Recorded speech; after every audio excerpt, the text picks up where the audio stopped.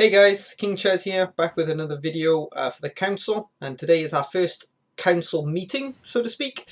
I'm joined by Saber97. Hi guys, pleasure to be here. And we're also joined by the newest council member, Infern Z. Hey everyone, how you doing? It's great to have you on board, Inferns. Unfortunately, Andrada and Gorflow couldn't make this one, but I'm sure they'll join us again in the future for other videos. So do you want to talk us through what we're doing today, Saber? Right, so we talked about having a discussion about how we expect the meta to develop next season. Now, obviously, there won't be any balance patches, so it'll be the same metas we're playing on now, but it will still be a competitive season, and usually competitive seasons will have quite an effect on the meta. A lot of people will be tryharding, which usually changes stuff quite a bit. So we will try to give you our guess on what will be popular next season. Then we will discuss a few questions after that. So to start off with, maybe we should have a brief discussion on how the meta is right now, and do you guys think it's in a good place? Infant, would you like to start? So I think my main thing I've noticed with the meta right now is that the ever-growing triangle of greed versus control versus point slam is probably its biggest level. Has been for a while. Just because you got massive greedy decks like Vi and stuff, and you're locked down to counter them. And obviously the point slam decks counter lockdown. So it's kind of really amplified those issues, I guess. But I think overall it's not awful, but I don't think it's completely balanced either. I tend to sort of agree with that. I actually think that this meta right now is very close to being a really nice meta. There's a few asterisks on that need to be addressed. Hopefully they will be addressed before the next season with the delay happening. I know that the delay wasn't for these balance changes, but hopefully with the delay they can also bring those forward. But other than that, I think the meta is pretty good because all factions have a bunch of viable decks. Like you said, all kinds of decks are sort of viable at the moment. Obviously, Vi does sort of warp the meta, and I think in a competitive season it's going to be even worse. And also in a tournament setting, it's probably going to be worse. But having said that, other than Vi and maybe one or two problematic cards, the meta seems reasonably healthy and quite fun. Yeah, I tend to agree with you guys. I think one of the biggest pluses for the season is that we have so many different viable decks. Most factions have 2 or maybe even 3 decks you can play and probably do quite well with. Previously, you've usually only had one option, if any option, for some factions. So I think that's a huge positive. Vi doesn't do anything good for the game, in my opinion. It kind of just forces these very binary matchups, and for the upcoming season, I also fear that instead of the better players in terms of skill level will do the best, it'll be the players who are better at playing the right decks at the right time. Now that is a skill as well, no doubt. It's not something to be neglected, but it's never nice when it feels like it's rock paper scissors or rock paper Vi. It's always nice when you go into a game you feel like if you play well and you play better than your opponent, you actually have a chance of winning the game. But that's not the case with Vi right now. Mm-hmm. For sure. So maybe we should try to have a little analysis here and try to drag some of these decks into our tier board here and try to predict how well they will do next season. So one thing I want to touch on right now is, whilst I do think I think the meta is pretty good and all factions have playable decks, I will say that I do believe Syndicate is the weakest. I do think that both the Syndicate decks that we have here are probably on the lower end of the playable decks. They require a very specific meta to be played. Now, though that specific meta can happen, and Passy found some good value this season when Lockdown was super popular, but generally speaking, Passy's kind of weak as an overall. And I think Syndicate overall is pretty weak, which is probably something to do with the last 2 patches. Syndicate hasn't really got any buffs, so it's kind of playing the exact same deck it was 3 patches ago, right? And power level does move on every time there's a expansion. Yeah, I tend to agree. Like the decks aren't bad per se. It's just that they haven't really followed the power creep. So maybe we should start with Syndicate Swarm. Where would you guys put that? I'd probably put it towards probably the very bottom. Honestly, Yeah. I haven't really seen it much. It didn't get really any support in the last expansion. It does maybe have okay matchups against some of the more control-y lists, but at the same time, it also plays some quite valuable engines as well as having the Swarm payoff. So it's got some okay matchups, but mostly I'd say it's a D tier deck. Yeah, I could see Syndicate Swarm having some times where it could be quite good. The fact that it does play so wide is nice against things like Lockdown, for example, right? Because, like you said, it does have engines, but those engines have Veil, right? So Lockdown can't do too much against them. That's true. And then anything else that struggles against wide sort of stuff. So maybe, like, I'm not sure how the Lippy matchup goes. I've never actually played that, but I would assume that, like, the Lippy control and, like, even SK Warriors, like, it's not a terrible matchup against SK Warriors. It never used to be. But it probably will struggle against these more engine-heavy decks like your Gezras's, like your Gifts. Via will have zero chance against those sort of decks. It's just going to get completely outpointed by. Yeah, I think like Syndicate Swarm suffers from the issue that they can't really run non-devotion cards because the deck is just a lot stronger with devotion. And they don't have any tall punishes in the deck like you have with Skellige where you have Morgvarg and Champion's Charge. And my prediction is that decks like Kelly and Precision Strike will dominate the meta. Usually that happens in competitive seasons. I tend to sort of agree. Yeah, and I could see that like pushing Swarm down to the lowest tier here, because I think it just loses to Kelly. Precision Strike kind of depends on Shiro or not, but I think it will have a tough time. So my vote is also for the D tier, I think. Okay. All right, and then let's say we move on to Passy then. So where do we think Passy is? We saw some pretty good results from Passy. I mean, I'm pretty sure yourself, Saber, you went on a really, really nice streak with passiflora at the start of the season. Well, middle of the season, no? Yeah, I think like Passy is like it feels really smooth to play. I like playing Passy, and I feel like you have quite some potential to outplay people as well. But also what sometimes feel like it just happens is that it kind of just it lacks power when you go up against good players. And again, like if you think about like if my prediction is correct, with like Kelly Precision Strike rising to the top, then both of them pretty bad matchup. Precision Strike is really bad. Kelly is kind of meh as well. So I think this season it could do quite well with Passy because Lockdown was popular and you could run Kalkstein. But I think that Lockdown might fall a little bit out of the meta again. It's obviously like, it will always be there to counter Vi, but I could see Kelly just being the better deck to climb with most of the time, which means that Lockdown should fall out of the meta, and then Passy kind of falls out as well. Yeah, I'm just wondering, how does Passy do against NR Witches? Because I'm assuming NR Witches will struggle against all their engines, right? They won't have an answer for Soul, so they can just get smurfed on by these. Yeah, I think they will probably just throw Erden into the deck. That will probably happen next season, I think. And then all of a sudden it seems like a much better matchup for NR. Yeah, I can see that. I could see it coming down to who wins round one, right? Because both decks kind of want to smoke and just win 2-0. Well, not 2-0, but like go deep in round 2, right? Kinda, yeah. But the problem Passy has with that line, right, is if they're running Yurden, they just have Yurden as catch-up and they always win the short round 3. Yeah, that's true. Because you can't go for a long round either. You don't run Jacques anymore, right, in Passy, so... Yeah, I think Passy might be slightly better than Swarms. I could see C tier, but not much more than that. All right, so moving on. Let's move on to Scoia'tael. Right. So we've already touched on the control, Precision Strike. Now Scoia'tael's a funny one because I think there are actually 3 viable decks in Scoia'tael, but we've only got 2 here. But so we'll start off with these, and we'll give an honourable mention to the 3rd deck at the end. So where do we think Precision Strike will do this season? How are we all thinking? Yes, just to specify, this is like Precision Strike control, either with or without Shiro, but a non-engine version. Mm-hmm.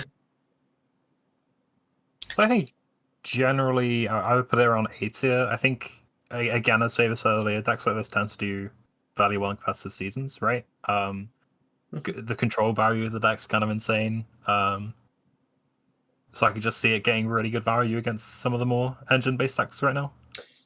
Yeah, and That's what I say. another thing it has is like not only is it good against those engine decks, but it's also good against things like Vi, right? Because it has multiple toll punishes. It can can actually get some value, and you can easily jump. And it's like if Vi becomes popular, you could like it's a deck that can easily just fit spores in for absolutely no cost, right? Like you don't. That's actually plays into their game plan as well. So if you do start seeing, it's a deck that can sort of tech for these tall matchups if it needs to. Not that it often needs to because it has a lot of tall punish, but against something like Vi, it could easily do that. Yeah, and like I feel like the only downside to this deck is you sometimes get blue coin and you can get awkward hands. For tournament, I would definitely say S tier. Mm-hmm. For ladder, it might be more like A tier, but I could see it pushing towards S as well. But A is probably also like pretty fair for now. Yeah, I think one of the biggest problems it has on ladder, right, is consistency. Normally the top ladder index are ones that are super consistent, right? Because you will lose games to weaker opponents with precision strike on blue because you just didn't draw the hand. Whereas more consistent decks, as long as you can play your opponent, you quite often win even in a slightly unfavored matchup. Whereas precision strike can struggle in those on blue. Yeah. Okay, so now we move on to movement. This could be elves. This could just be standard movement. How do we think? So you could start infants. So I think it for me it's going to depend on which version, just because I think that elves has slightly better matchups against like some of the more control lists, right? Which should put it around A tier, but I'm not sure entirely. Yeah, so I feel like Guess Rest is strong, the movement engines are strong. At the same time, I kind of feel like the deck isn't quite there. Maybe I haven't played the best version yet. I feel like I tried with Precision Strike, I tried with Deadeye Ambush, I tried with Nature's Gift, and none of them really, like, all of them seem to have some drawbacks. For me, it feels more like a B tier deck. But if the right version is found, or it like starts fitting the meta better, I could see it pushing towards A. But I think for now, I would be more inclined to give it a B. Yeah, so when I played it this season, I don't think my version was quite correct. But what I did notice is I think Skellige in particular is very, very good matchup for you.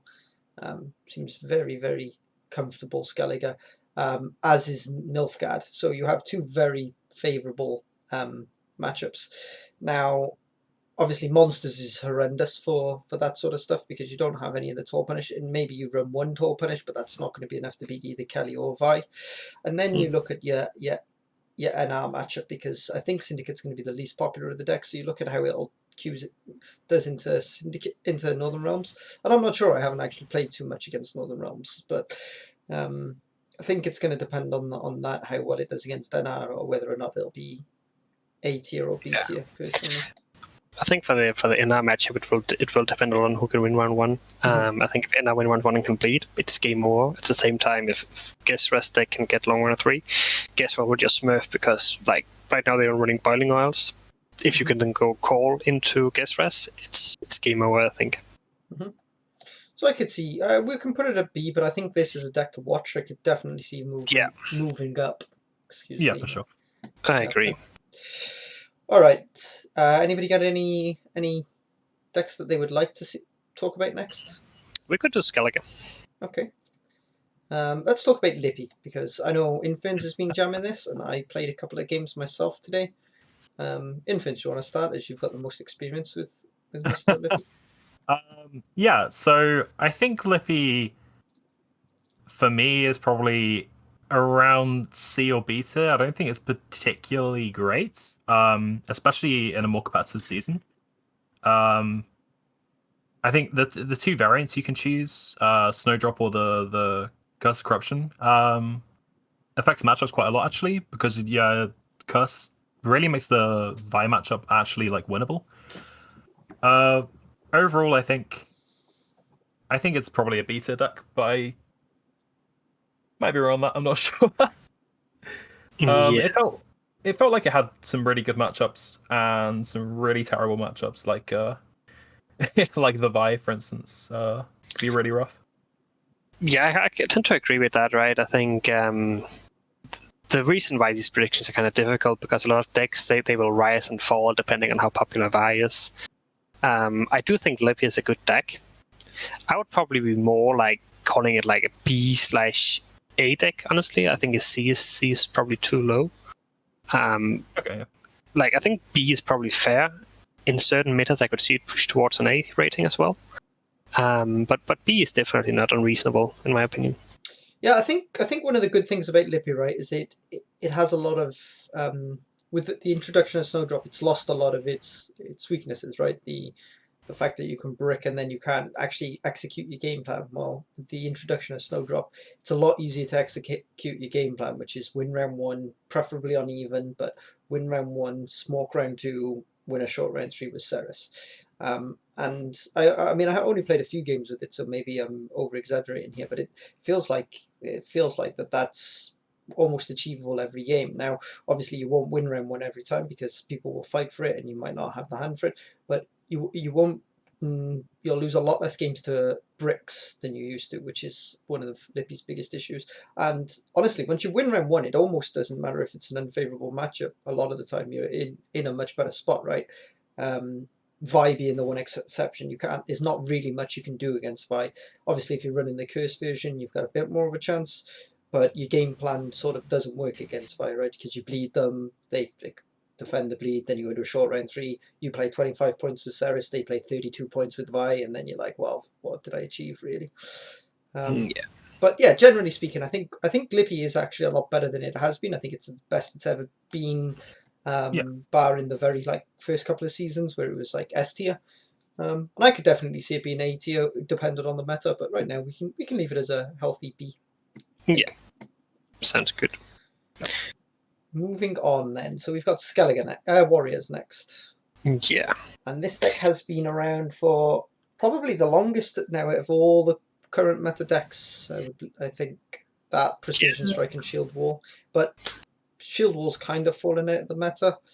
Precision Strike's still quite popular, but Warriors has been around for a long time now, ever since first introduced. And I think the one thing that saves Warriors, despite everything that's gone on, is it has very unpolarized matchups, which makes it a good choice for competitive players, right? Because you always feel like you have a decent chance. Now, it does have a couple of polarized matchups. You've got Vi. It has very little chance against Vi. Kelly, it also struggles a lot against. And then you've got Passy, which it beats pretty comfortably, right? But outside of that, it's... Yeah, so I actually think that the Kelly matchup, while not being good, is a lot closer now than it used to be because Skellige went from Rage of the Sea to Arniel, so now you actually have champion shards, maybe even have a Grimace. Like, at least they can take their way out of it. For sure.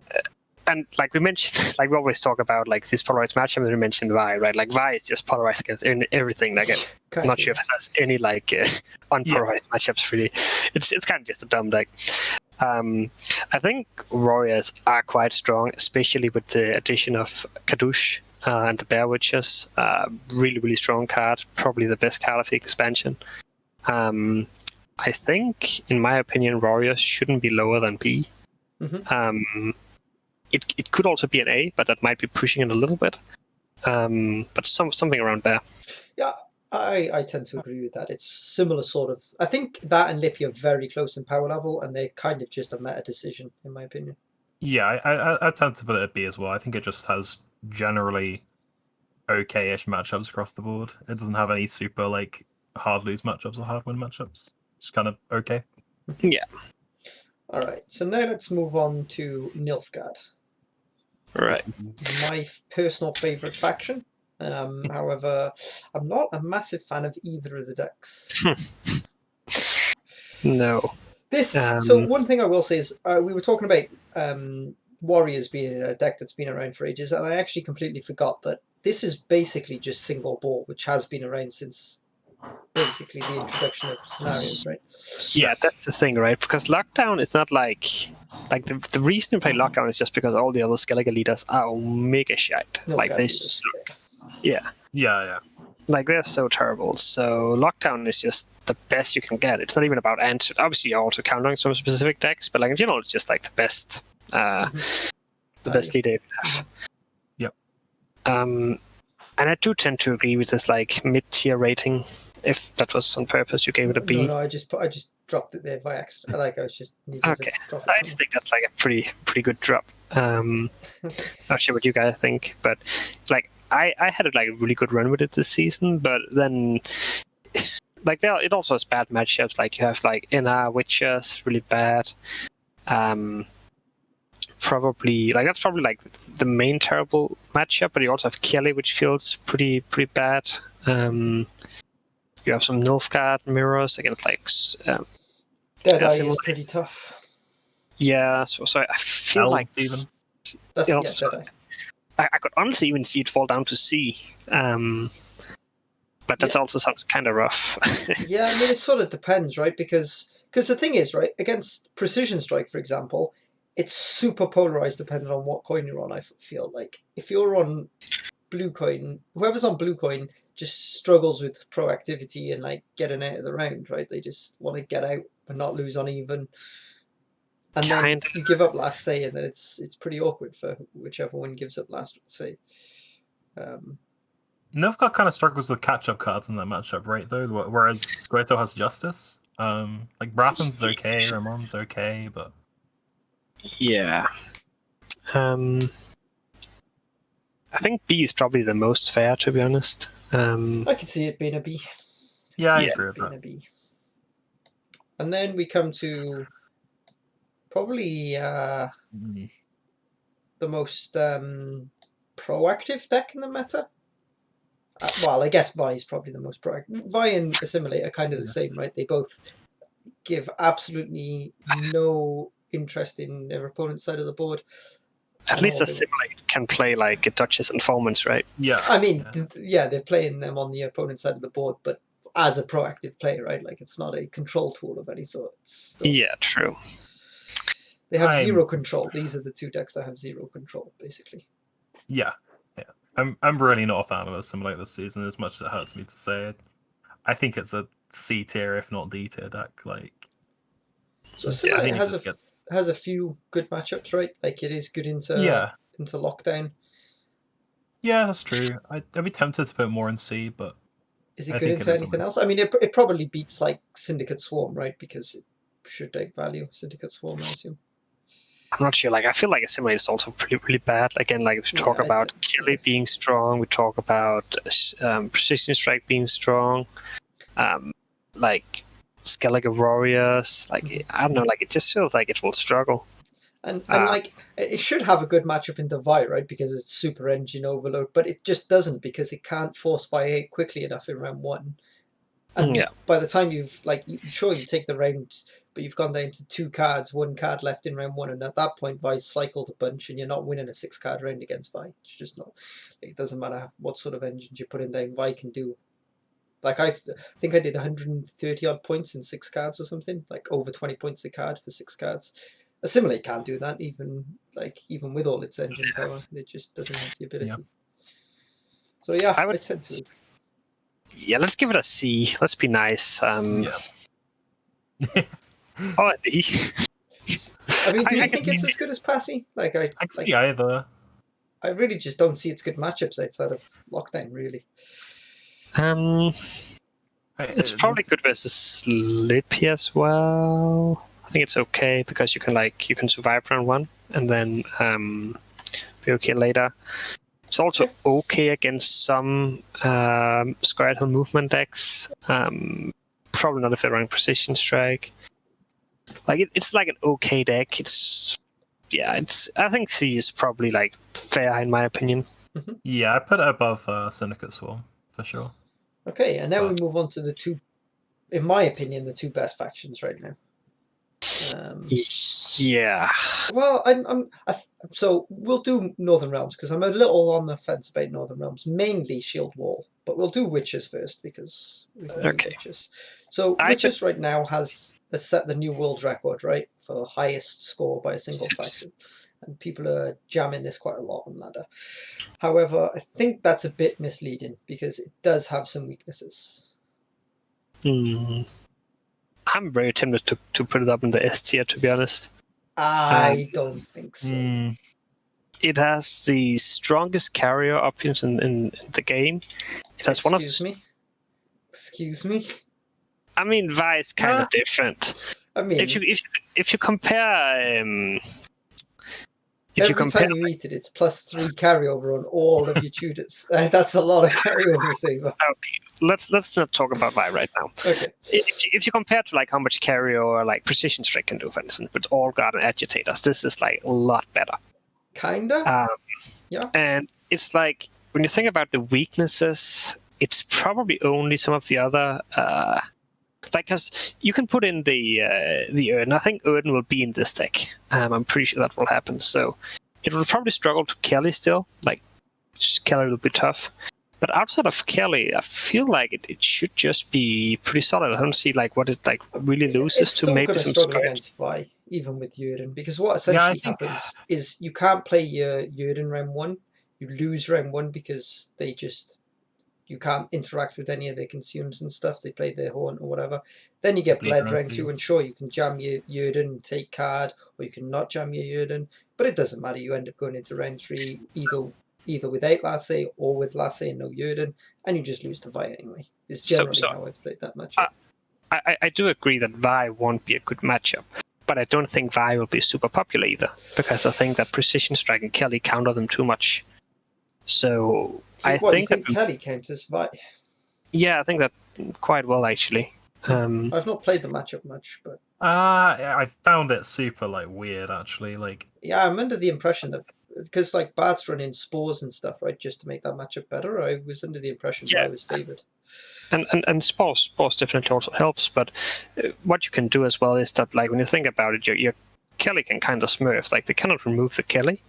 And sure, they don't play that many units either, but like if you have Kelly going and they just keep buffing up Kelly, and then you just have like a spores and like a heat wave, something like that. Like basically, if you can get your Kelly taller than one of their Vi's, then you kind of just win. And you also have the heat wave and the what's it called, Wrath, right? So I'm pretty sure that matchup should be pretty favored for Kelly, and that's the reason why I think you will see Vi dropping. Like if we have Kelly and we have Precision Strike, and both of these decks having some more like less polarized matchups that would be more appealing to competitive players that you mentioned earlier, then I would think we will see Vi drop, and I think that will help witches going up. Like I'm not saying it might not be like S clean, like I think it's like at least A, but I could see it being S under certain circumstances. One other thing then, so does witches beat Precision Strike especially if they're running Shiru? So I think like the Shiru will obviously help for them a lot, right? What will quite often happen if they run Shiru, I think, is that like in our wins round 1, and they build more carrier than Scoia'tael does, and then it's about how well can you bleed, and you will have like units and all sorts of different strengths depending on like how you buff them and stuff.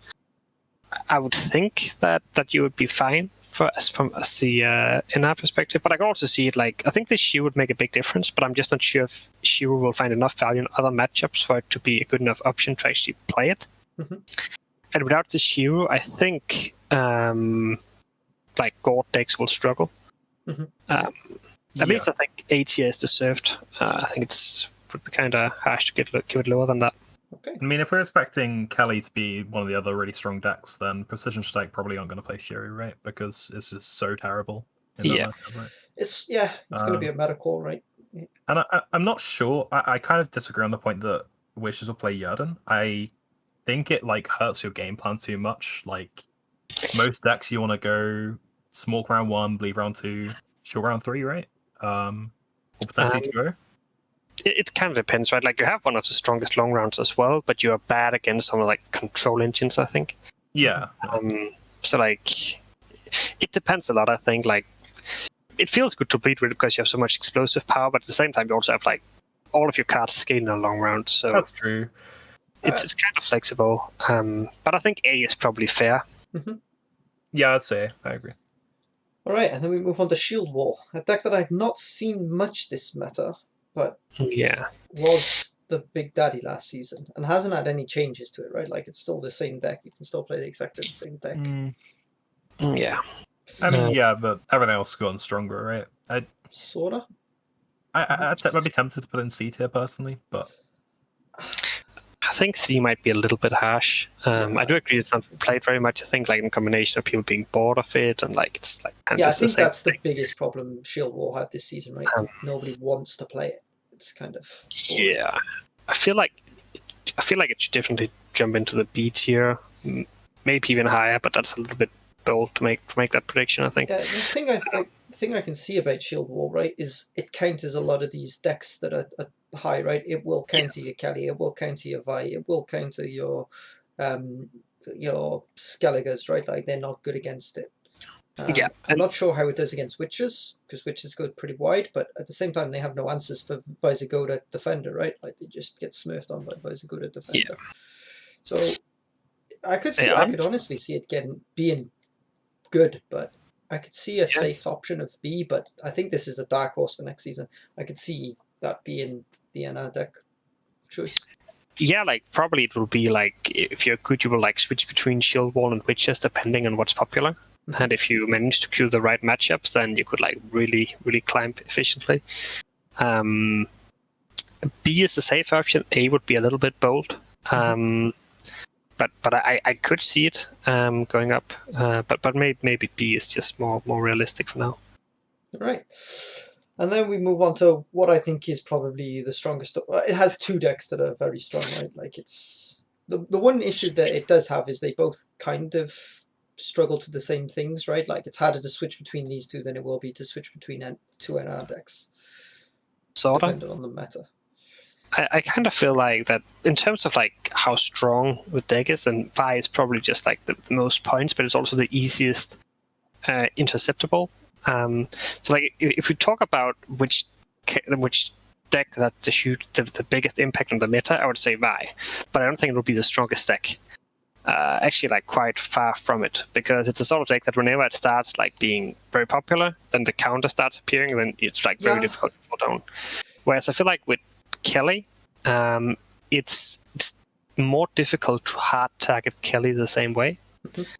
You still have Precision Strike, which kind of just claps it, but then other than that, like Shield Wall also just claps it, right? Shield Wall's actually worse. Shield Wall kind of, but I mean Shield Wall probably has like an equally good chance versus Vi, right? Probably, but I mean so does Precision Strike, right? Kinda like I feel like sometimes that the reason why Kelly can sometimes beat up is because it can win uneven better than Vi can. Vi is a little bit slower, having to get they don't have this urgen to push. They don't have the A rush. So they kind of have to like go lava, and they have to go consume engine, and they have to start playing the Vi and stuff. It's like it's a little slow to get going, for sure. Yeah, and I feel like Kelly is better at winning against. Like, sure, it's also not as good in the favorable matchups sometimes, but I feel like in the unfavorable matchups, it's a lot easier to like get a win uneven and then just smurf from there. I could see Kelly being the best deck next season. Like, I could see it being S tier. Yeah, I mean, I think I'd agree with S tier. His matchups seem really, really strong. Yeah, it's got a good matchup spread for sure, Kelly. And then, are we just leaving Vi off the page? Okay, it's disappeared. No, you have to travel somewhere now. Oh no, let me know. So, I don't think it should be S tier. I think that's like the last place I would put it. So what I will say, right, is at the start of this patch, it was basically S tier. Yeah, I agree. And then people started running spores in every deck, and like every deck can beat it if you run double spores. Like it's pretty bad for Vi, two spores. There are a few decks that can beat it without those sort of things, right? We've said Shield Wall should be pretty good, Precision Strike should be pretty good, Lockdown's obviously good, but outside of that, it'll beat almost anything else with no techs. Now, these decks can sort of tech for it. Like you said, you can do like a Jurden or whatever in your Witcher deck. Yeah. But as of right now, on ladder again, because nobody's playing Vi is now again right this second probably an S tier deck again, because everybody's Yeah. taking their Spores 8. NR have taken their Jurden Igni out. Like nobody has a counter. No, like even Lippy's gone back to running Snowdrop, and that's kind of what's just going to happen with Vi all season, right? Like it'll be popular, and then everybody puts their tax back in, and it's all about catching this at the right time. And if you catch it at the right time, I could see you getting a really, really good score. I think that's going to be the trend with this season. Is decks are going to rotate in and out very like fast, and people are going to be playing like Lockdown one day, Vi another day. Like they're going to rotate very, very fast, and picking the right deck at the right time is going to play a massive part. How about we give it the A tier rating? That's like pretty flexible. So it's like a swing between S and B depending on the day, right? Sure, we can go with that.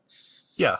Are we satisfied with this? Yeah, I think I want to keep an eye on Shield Wall, because I could definitely see that moving up depending on how the meta goes.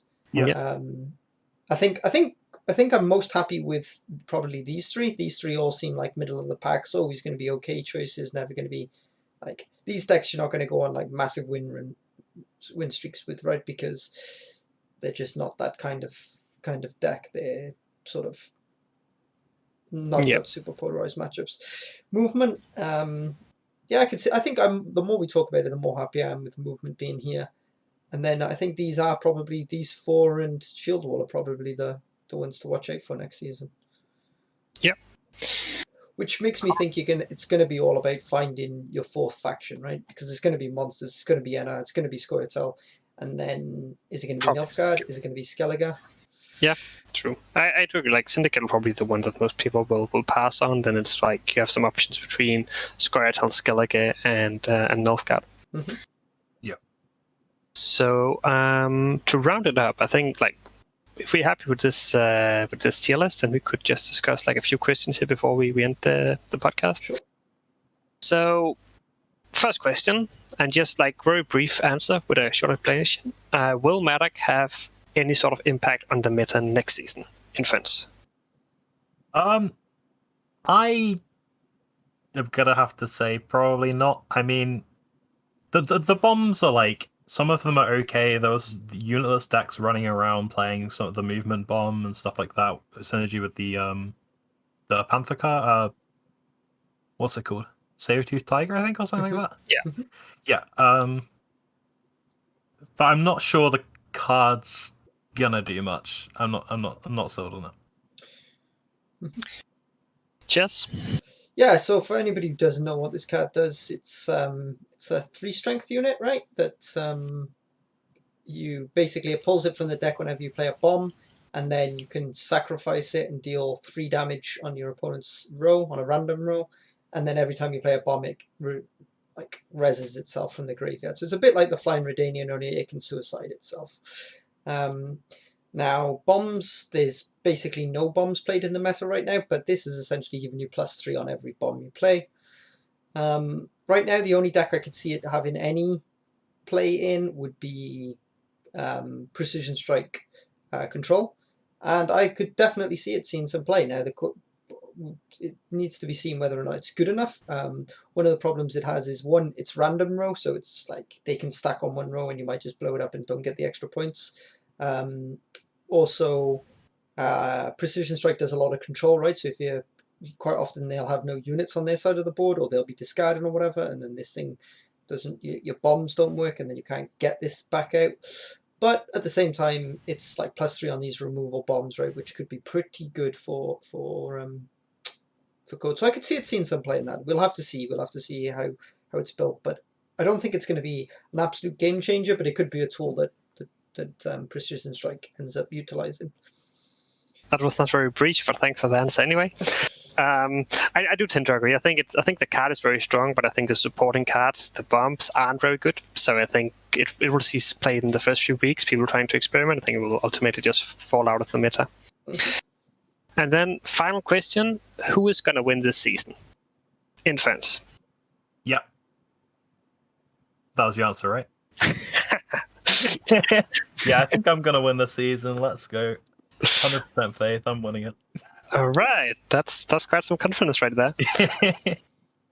All right, Jess. That's a tough call. I think you're going to see all the normal contenders, right? You'll have your Tailbot, your Demarcation, your Cole if he decides he wants to push, and then you've got like your Gravesh, your Sabers, your Wangids. But if I had to guess, if I had to just go out on a limb this season, I'm going to go with Green Knight because I feel like he has a point to prove this season. So I'm going to say Green Knight. He's going to play a million games like Brother Jams, and he's going to actually win a season. Yeah, I could see Green Knight as well. He definitely wants to prove himself after not managing to qualify for Masters last season, after being pretty close. I think I will go with Gravesh this time. I think he's playing really, really well.